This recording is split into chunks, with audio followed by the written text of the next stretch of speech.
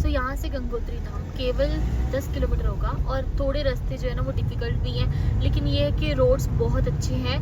But वही है थोड़ा डिफिकल्ट नहीं है, खतरनाक है, देखने में डर लग रहा है क्योंकि नीचे गहरी खाई और नीचे भागीरथ नदी बह रही है, माँ गंगा जी, तो इसलिए नीचे गहरी खाई में देख करके थोड़ा सा डर लग रहा है। बट रोड अच्छा है, रोड के साइड में पैरापिट भी लगे हैं, रेलिंग लगी हुई है, क्रैश बैरियर लगे हुए हैं, तरफ पहाड़ है, दूसरी तरफ भागीरथी नदी है और कभी कभी ऐसे पेड़ों की छाया भी हो रही है, पूरा पेड़ों की टनल बनी हुई है ना।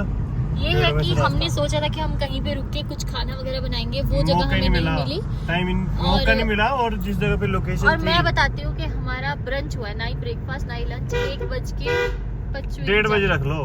हाँ, वो इसलिए हुआ क्योंकि जिस जगह पे हमने बनाना था खाना, फिर वो धराली वाली जगह आ गई, फिर उसके बाद हमारा मूड भी थोड़ा ऐसे रहा। और यहाँ पे जगह जगह पे आपको आर्मी कैंप भी दिखेंगे, तो सेफ जर्नी है। ITBP यहाँ पे इसलिए लगी हुई ना क्योंकि इससे आगे माँ गंगोत्री जी के धाम से आगे ना 60-70 किलोमीटर पे तिब्बत का बॉर्डर लगता है, चाइना का, इंडो चाइना बॉर्डर। यहाँ पे इतना क्राउड क्यों है, यहाँ पे इतनी सारी गाड़ियाँ क्यों? तो यहाँ पे एक भैया थे, उन्होंने हमें बताया था कि यहाँ से वो सामने पुल होगा, बहुत हाइट पे बताया। सेकंड हाईएस्ट ब्रिज है, पहले तो चीचमिया है। तो ये है वो प्रवेश गर्तांगली, हाँ प्रवेश द्वार। पहले तो लंका ब्रिज है, यही है, वो उस तरफ होगा, यही है। ये देखना नीचे कितना डाउन है। हम लोग रुके हैं लंका ब्रिज पे, फोटो लेना वर्जित है, बट यहाँ पे सब लोग रुक के फोटो तो ले रहे हैं, फिर भी फोटो लेना वर्जित है। क्यों लिखा हुआ है? ये ना एशिया का सेकंड हाईएस्ट ब्रिज है जो इतनी हाइट पे है। पहला तो वो हमारा शीशम वाला है ना किन्नौर में, स्पीति में, तो ये सेकंड हाईएस्ट ब्रिज है कि यहाँ से वो सामने जो जगह बनी हुई है वहाँ से एक ट्रैक होता है ऊपर जाकर के, काफ़ी चढ़ाई है वहाँ पे, 1.5-2 किलोमीटर का ट्रैक होगा वो, तो वहाँ पे भी कहते अच्छी वैलीज है देखने के लिए। यहाँ से देख के तो डर लगता है नीचे।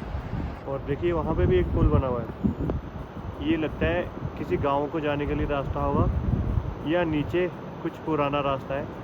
और देखिए यहाँ पे भी 2 नदियों का मेल हो रहा है, और ये पुल के ऊपर काफ़ी डर लग रहा है।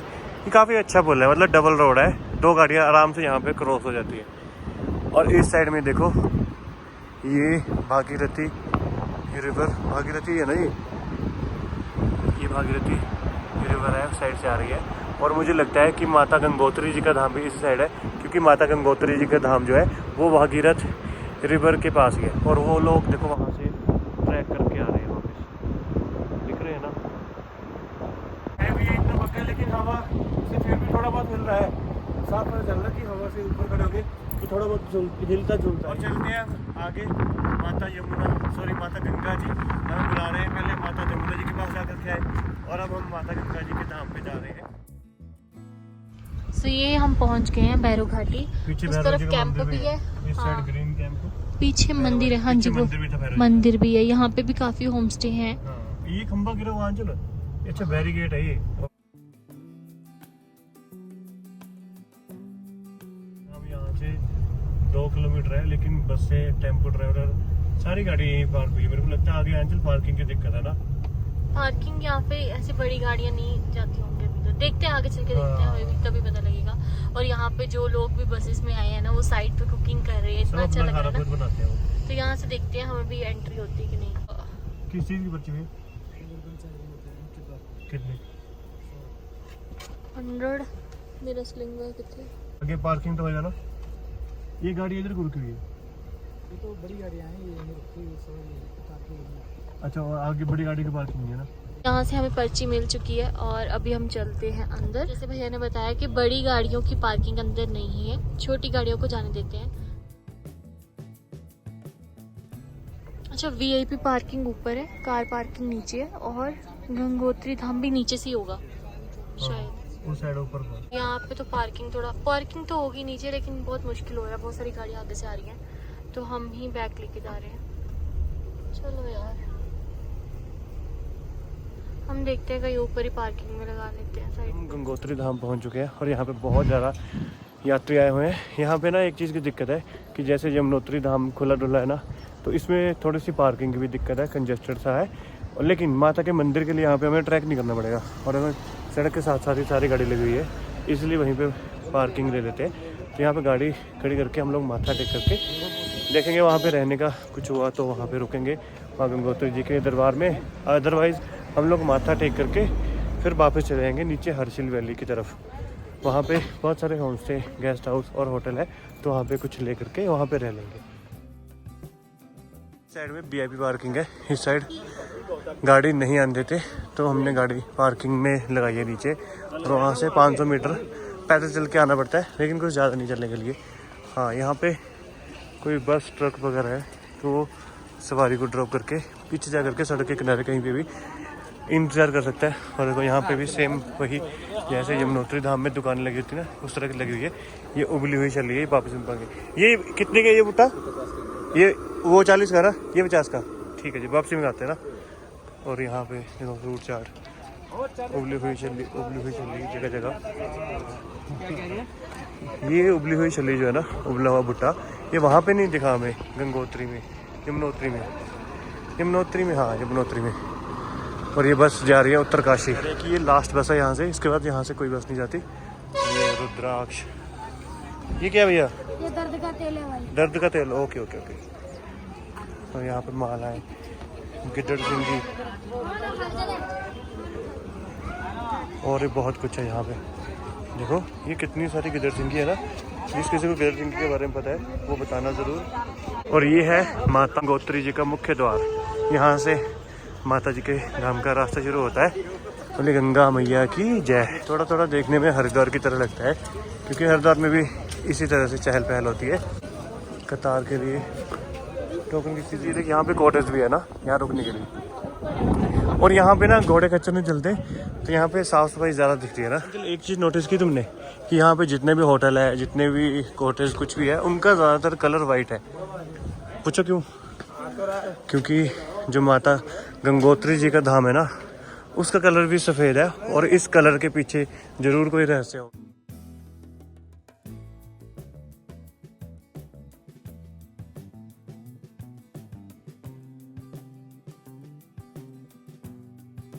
तो ये है गंगा मैया जी के धाम का पवित्र गेट। ये 100 का भैया, इसमें क्या क्या रहता है? अच्छा, इसमें चुनरी, नारियल, श्रृंगार, चुन्नी, प्रसाद है ना। नारियल तो पहले गंगा जी में चढ़ जाएगा, अर्पित हो जाता है। श्रृंगार चुन्नी प्रसाद मंदिर में। ठीक है। और ये कितने की है भैया? 30 का है, 30 का है, 50। ये 30 का है ये? हाँ। ओके। इसमें लीक तो नहीं होता पानी? अगर गाड़ी में लेके जाना हो, गिरेगा तो नहीं गिरेगा ना? कौन सा लेना अंचल? ये ले लेते हैं, हाँ 2 ले लेते हैं ना।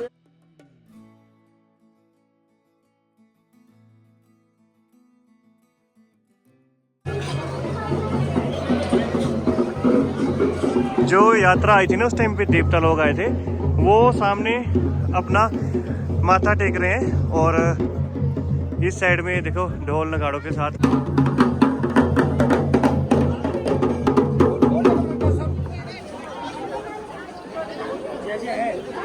कैसा लग रहा है माँ के दरबार में आके?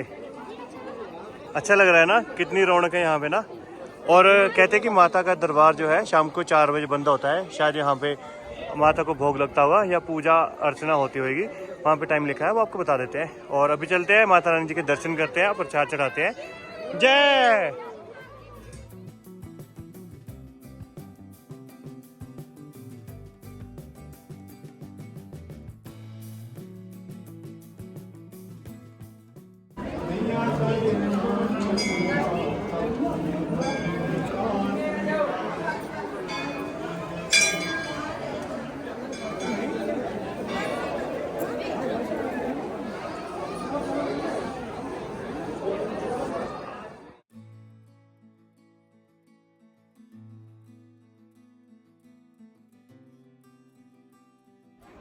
तो यहाँ पे जो प्रवेश द्वार है वो बंद हो गया, लेकिन फिर भी जो श्रद्धालु आए हैं उनको दूसरी जगह से अंदर आने की अनुमति है।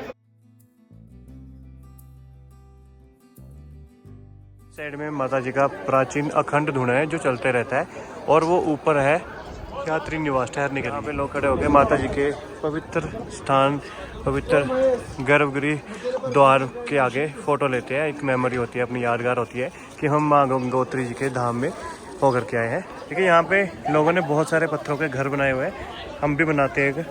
कहाँ से शुरू करें? किसी और का घर मत तोड़ना, अपना अलग से बनाना। ठीक है, यहाँ से शुरू करते हैं। ये ले इधर आया, ये ऐसे रख दिया। अब हम तो है भाई पक्के घर बनाने वाले। ये घर पत्थरों का कैसे बनेगा, कुछ समझ में नहीं आ रहा। आज तो ये गिर जाएगा ना, हमको पक्का घर बनाना। तो थोड़ा सा बना दो ना बस। कितनी मंजिला चाहिए? बना दे 7-8 मंजिल।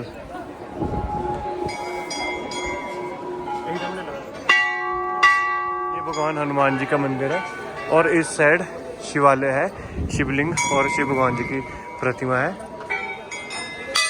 ये है नीचे भागीरथ तपस्या स्थल, जिस जगह पे भागीरथ जी ने गंगा मैया की बहुत सालों तक तपस्या की थी और उनकी तपस्या से खुश होकर के माँ गंगा जी जो है वो यहाँ पे भागीरथ रिवर के रूप में, भागीरथ नदी के रूप में यहाँ पे आए थे। नहीं तो माँ गंगा जी जो थे वो शिव भगवान जी की जटाओं में रहते थे। भागीरथ जी की तपस्थली, इस जगह पे भागीरथ राजा जी ने 5500 साल तक एक पांव पे खड़े होकर के अपने पितरों की, अपने कुल की, अपने पितरों की सबकी खुशहाली के लिए माँ गंगा जी की तपस्या की थी, ताकि माँ गंगा जी स्वर्ग लोक से धरती पे आए। और माँ गंगा जी का जो प्रकोप था, उनका जो आवेश था वो इतना ज़्यादा था कि वो अगर पूरा पानी माँ गंगा जी का यहाँ पे पृथ्वी लोक पे आता तो यहाँ पे तबाही मच जाती। कह सकते थे कि बहुत ज़्यादा पानी होता। भागीरथ जी थे, उन्होंने 5500 साल यहाँ पे एक पाँव पे खड़े होकर के माँ गंगा की तपस्या की थी। उनकी तपस्या से खुश होकर के माँ गंगा जो है वो धरती पे आए थे और कहते हैं कि ये माँ गंगा जी की जो आवेश है उसका सिर्फ एक बूंद है। अगर पूरी गंगा जी धरती पे आते तो पता नहीं कितना विनाश होता। इसलिए माँ गंगा जी का ये सिर्फ एक बूंद के बराबर का जल है और इस नदी को ऐसे गंगा ही कहा जाता है, गंगोत्री कहा जाता है। लेकिन भागीरथ जी ने यहाँ पे तपस्या की थी तो इसलिए इस नदी को भागीरथ नदी के नाम से ही जाना जाएगा। अब माँ गंगा जी के स्थान पर भागीरथ नदी, माँ गंगा जी के स्थान पर जाकर के गंगा जल भर लेते हैं, क्योंकि यहाँ से गंगा जल लेकर के जाना चाहिए घर को। गंगा जल बहुत शुद्ध माना जाता है और काफ़ी पूजाओं में, हर चीज़ में गंगा जल जो है ये काम आता है। और देखो ऊपर से भी, बादलों से भी माँ गंगा जी की बूंदें बरस रही है।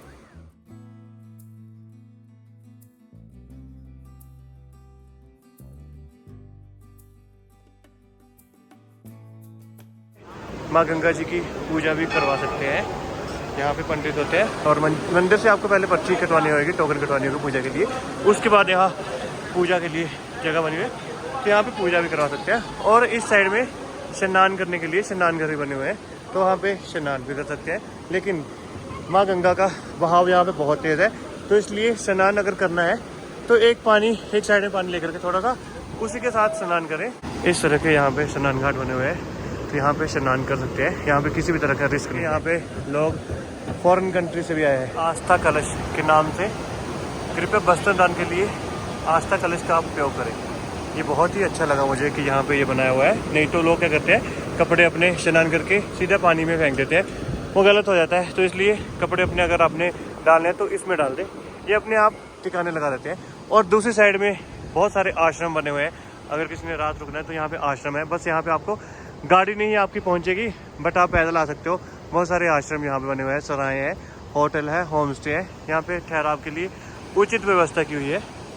और ये पूरी नगरी जो है माँ गंगा जी की गंगोत्री नगरी है। और यहाँ से ट्रैक करके जाना होता है 18 किलोमीटर का गोमुख पे, जिस जगह से माँ गंगा जी निकलते हैं पहाड़ों से। तो जी हमारे गंगा मैया जी के दर्शन हो गए और अब चलते हैं अपने शूज़ वगैरह पहन के।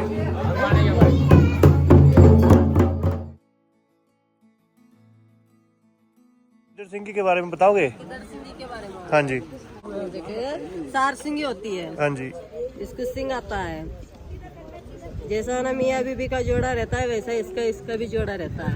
ये सिंदूर के अंदर में रखा जाता है। जैसा जैसा सिंदूर खाएगा वैसा इसका बाल बाल बढ़ेगा। जैसे ये वाला क्या है? ये कस्तूरी है, सुगंधी वाली है। अच्छा ये भी सेम है? हाँ, ये वाला नहीं अलग है। वो बढ़ता है? नहीं, वो बस खुशबू के लिए रखा जाता है। अच्छा ये वाली ये बढ़ता है ना? हाँ, ये बढ़ ये वही, हाँ ये वही वाला सिंदूर की डब्बी में सिंदूर की डिब्बिया ये में सिंदूर रखा खाता है जाता हाँ, सिंदूर खाता है। ये आता कहाँ से है? ये अपना असम से आता है। असम से आता है ना? हाँ, गिदड़ सिंगी बोलते हैं ना इसको? गिद्दड़, हाँ गिद्दड़ सिंगी होती है।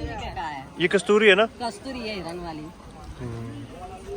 ये सार सिंगी है। ये दो ये उबली हुई छल्ली और बुनी हुई छल्ली हम खा रहे हैं। उबली हुई छल्ली अच्छी है? मजा आ गया। अच्छी है ना? एक बिना नींबू के लगवा लेती हूँ।